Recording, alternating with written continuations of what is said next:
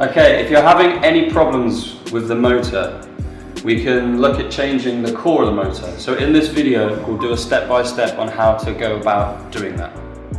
First, you want to start by unplugging the motor just here. So to get to the core of the motor, we need to remove the wheel first from the bike. Start by removing these protection caps. We have one each side and then one on the other side. Take those off. And then we need to start releasing these bolts.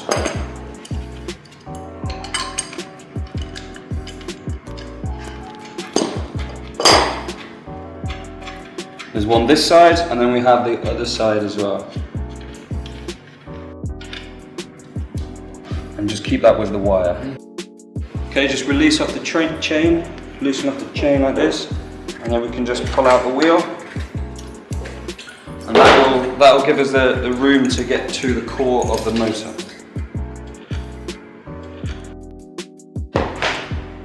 Okay, now we need to remove the exterior bolts from the core motor. We need to use our T-star key to actually remove the bolts. Around the outside, we have 6 bolts.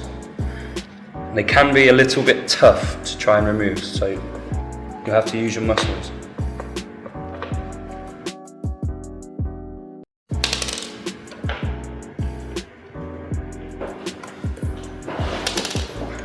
And then you can just start to unscrew this core nut. Just take this off. Now remove the gears, and you should be able to then get to the core motor.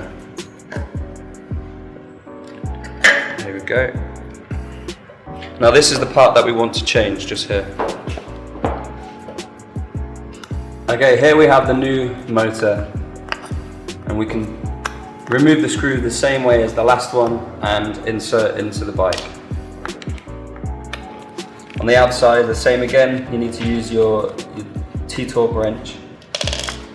We have 6 screws, and then we can insert back into the bike. So once you've removed all of the screws, we can then, here we go, the new one and the old one. Take off this. Yes. Here we go.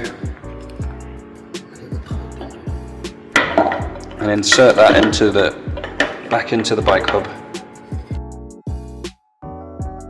Thread the wire back through the gears, and then we can start to position the motor back into the hub.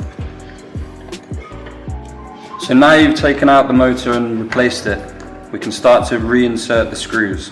There's 6 screws on the outside. Okay, to replace the flywheel, just remove this bolt. And then we have this piece here. Thread this down the wire. We now need to take our wrench. Okay, once everything's back in place, you can now start to put the wheel back on the bike. Be careful not to catch the wire with the chain. Okay.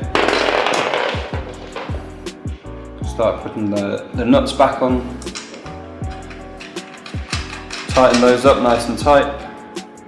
We have one on each side.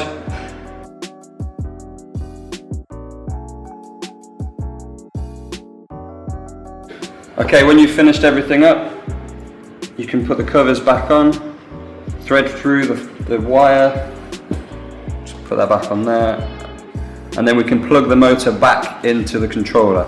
Make sure you have the 2 arrows facing each other, and that way the motor can be positioned properly. And just like that, you've finished. Everything's finished.